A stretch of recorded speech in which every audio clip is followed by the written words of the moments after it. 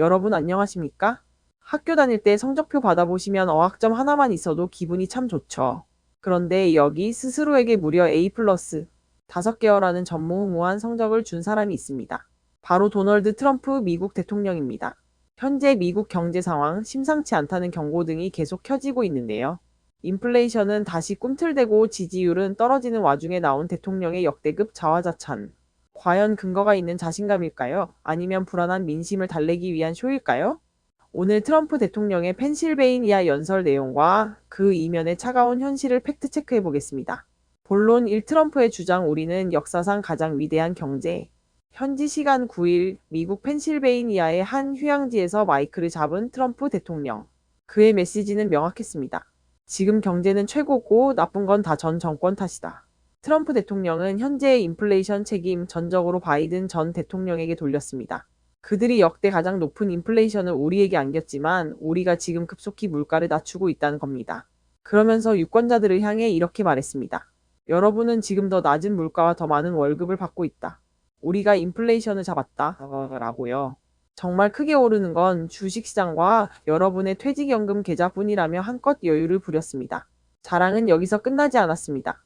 반친환경 정책으로 세금을 깎아줬고 강력한 관세 정책과 사우디 등 걸프국 순방으로 수조 달러를 벌어들였다며 지금이 역사상 가장 위대한 경제라고 치켜세웠습니다.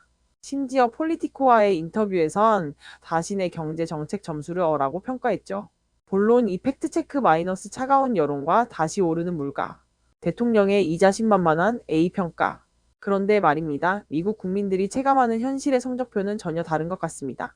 이번 연설은 트럼프 대통령의 지지율이 2기 취임 이후 최저치로 떨어진 상황에서 나왔습니다. 특히 경제 정책에 대한 불만이 심각한 수준인데요. 최근 갤럽 여론조사를 볼까요? 트럼프의 경제 정책 지지율 단 36%에 불과했습니다. CBS 조사에서는 국민 65%가 트럼프 대통령의 정책 때문에 식료품 가격이 오르고 있다고 답했습니다. 대통령은 물가가 내렸다고 하는데 국민들은 장보기가 무섭다고 아우성인 겁니다. 수치로도 확인됩니다. 바이든 전 대통령 임기 말 2.3%까지 떨어지며 안정화되던 인플레이션이 최근 다시 연간 3%를 기록하며 상승세로 돌아섰습니다. 전문가들은 트럼프 대통령이 시행한 대대적인 관세, 폭탄 정책이 부메랑이 되어 물가를 다시 끌어올리고 있다고 분석합니다. 본론 3. 정치적 배경과 결론. 지지층조차 경제가 나빠졌다고 느끼는 이 상황. 트럼프 대통령은 왜 무리한 자화자찬에 나선 걸까요? 발등에 불이 떨어졌기 때문입니다. 지난달 치러진 미니 중간선거에서 여당인 공화당은 핵심 격전지에서 참패했습니다. 성남 민심을 확인한 거죠. 내년 11월 중요한 중간선거를 앞두고 트럼프 대통령은 마음이 급해졌습니다. 어떻게든 지금의 경제 상황이 성공적이라고 포장해서 유권자들의 불만을 잠재워야 하는 겁니다. 내가 엉망진창을 물려받았기 때문이라며 끝까지 남 탓을 시전하는 이유도 여기에 있습니다. 스스로에게 A+ 5개를 준 대통령, 하지만 국민들이 매긴 성적표는 낙제점에 가깝습니다.